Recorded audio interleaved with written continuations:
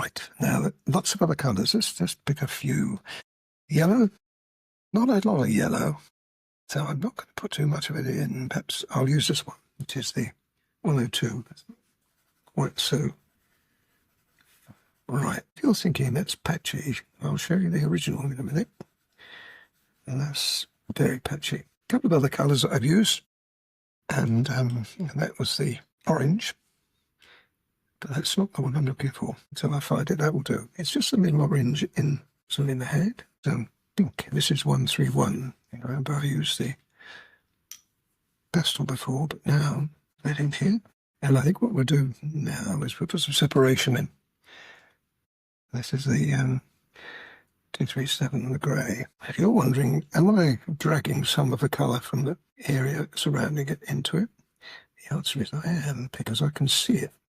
That colour.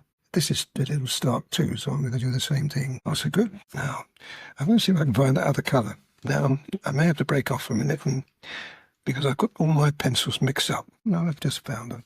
These are the two. This is the one I was looking for. This is 217, and I'm also using the grey, which is that one, which is 226. Both of these are Cretacolor, but you could use any pencils that you have at hand. I found this one was very close to the subject. See, it's coming. Grey, that is, because we've got all those colours underneath, you can, well, if you do it a few times, rather than just one heavy-handed application, now's the time to start thinking about putting some of those details in. Now, what I'm going to use I'll use this grey just to put a little bit of detail on the edge. Okay, now there's also purple in here, which is, that's kind of live, isn't it? And with the grey in here, this is darker than this, but I put it in, and there's just a hint here, the nose. It's not obvious. And the pink, doesn't matter which pink you use, I'm going to use 130 here because we need to just develop a little bit of colour in the eye. So it's getting square, isn't it?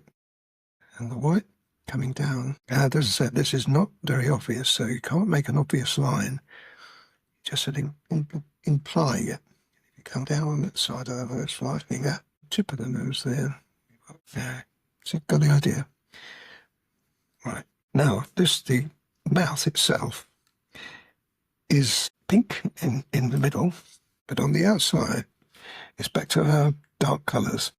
I'm going to see if I can find 153, that's the one. And on top of that, 151, a shaper, which I think I'll use here, this one.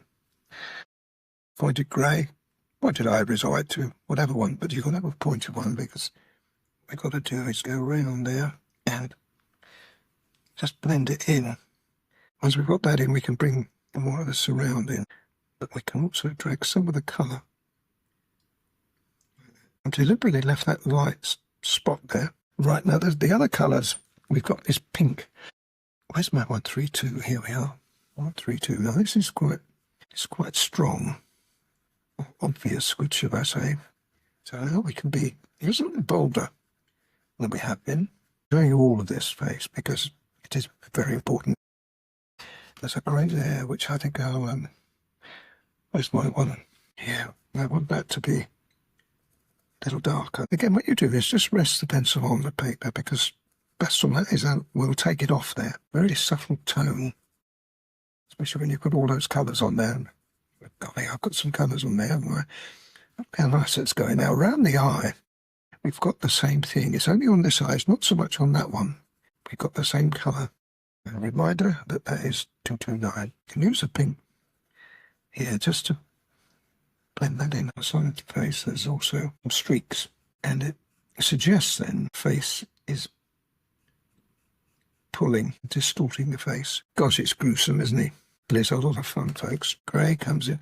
That grey can also be put in here too. Gives us a neutral look to that. That work that I've actually put into this. It's amazing, but it's not a chore if you enjoy it. But I think I've spent enough time on it now.